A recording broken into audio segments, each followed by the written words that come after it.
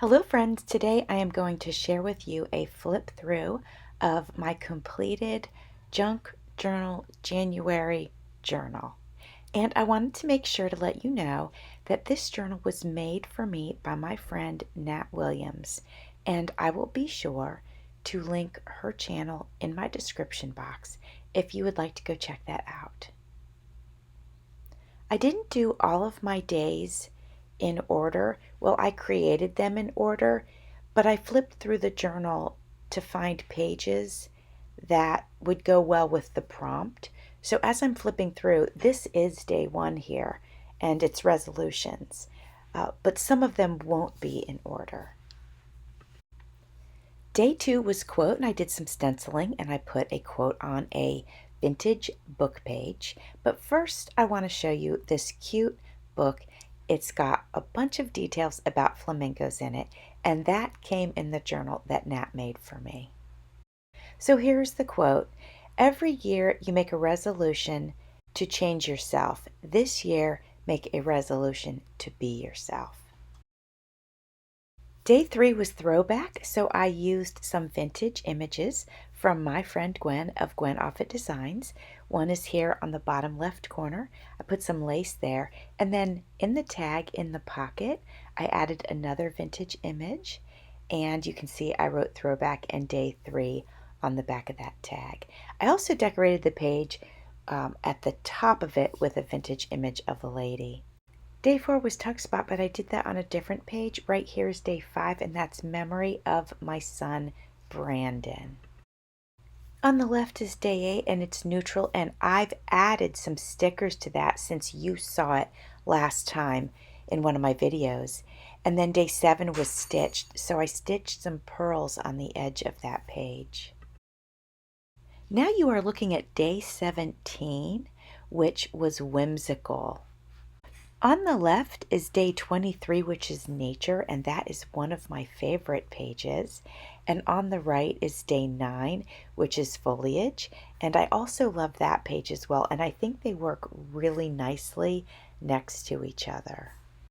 I used book page on the right, but I glued it at the top so that you could still flip it up and look through the vellum to see the vintage paper on the other side.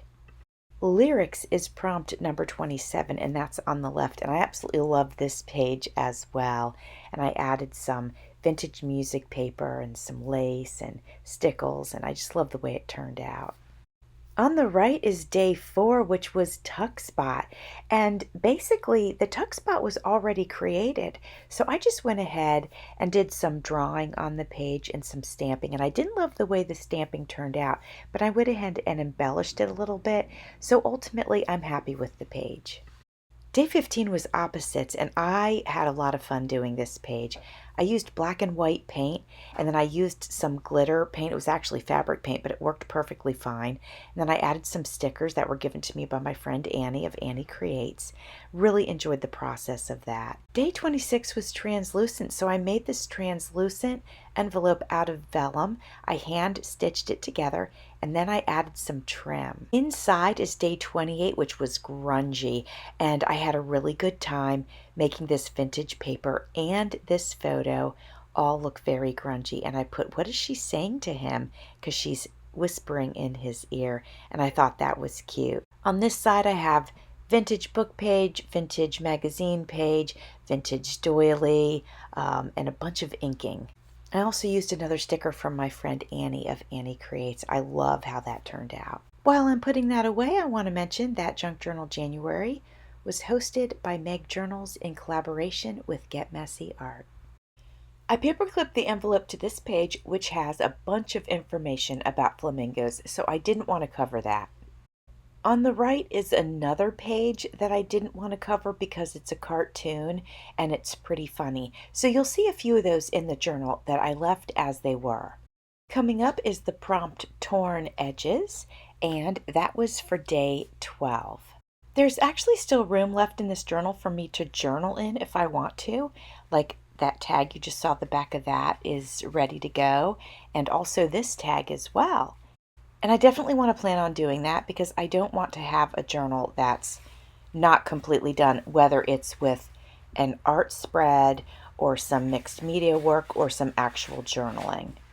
Coming up is bookshelf, which of course made me think of books, and I love the color pink, so I decided I wanted to create a pink Victorian library. So I did that as sort of the centerpiece and then added some trim and a butterfly and all of that good stuff.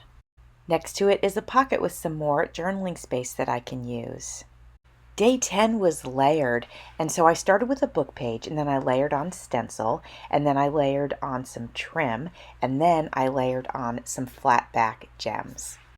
In the pocket is day 25 with the prompt ombre, so I used oil pastels and a vintage playing card. And I learned that ombre was also a trick playing card game back in the 17 and 1800s. For the prompt texture, I used lace, trim, a piece of fabric, and also some pearls that I added to the very top of that page. And here's a tag ready for me to go to use anytime that I want to. Day 11 was eclectic, and I just had fun with this page and used some scraps that were laying around on my desk. And up at the top it says weekly craft schedule, and it used to say like weekly work schedule or something. Day 13, the prompt was garden, and this is another one of my favorites. I just did a collage, and I had so much fun working on it. On the right was day 14, and it was pattern, and I used vintage trim that was hand sewn together back in the 1970s. I added some newer trim to the top and the bottom of the page, and everything is secured onto a vellum sheet. Day 16 was flow, which was a lot of fun. I started with gesso, and I added some napkin and some stamping and some fabric all on a piece of vellum paper. I really love how this turned out. On the right is a page that I didn't do anything to, and now on the left is the prompt peeking out, and I used the Cheshire Cat, Alice in Wonderland, a vintage playing card, and some trim. Day 30 was travel, so I made a travel page and I added a list on the bottom of places that we went because we had spent the weekend with my son Brandon for his birthday. Borders was day 18, so I used a vintage photo on vintage paper and then used flat back gems to make the border. Day 19 was interactive, so I went ahead and I made an accordion journal, also known as a flip-flop journal, and I used fabric to hold the pieces together, and I used 3 pieces, and some of them have flip-ups, some of them have pockets, and it was just a sort of a fun, easy project to do for interactive. I also enjoyed using all the bright colors. I think that was just fun, and I think it works well in this journal. Even though I don't have to keep this piece in the journal if I don't want to, it could be a small standalone if I wanted it to be. Coming up is day 31, and the prompt was reflect. And this photo did cause me to reflect because the kids did not want the photos of their family. And so I wrote on there, after I created the spread, I wrote, "Will my kids want my photos?" And you know, it sort of made me feel a little sad and a little perplexed, especially because we live in a time where people don't really keep photos anymore. They keep stuff on their computers. Sometimes things become obsolete, and I guess people do too. On to happier thoughts, though. This was fabric, and that was day 24, and I really enjoyed this prompt. I used some vintage fabric, some trim, and a button. Geometric was day 29, and this was also a lot of fun. I used some vintage images from a 1954 magazine, and then I just ended up using washi tape and having fun with this page. The last page is ready for me to use whenever I want to. Friends, I hope you enjoyed Junk Journal January.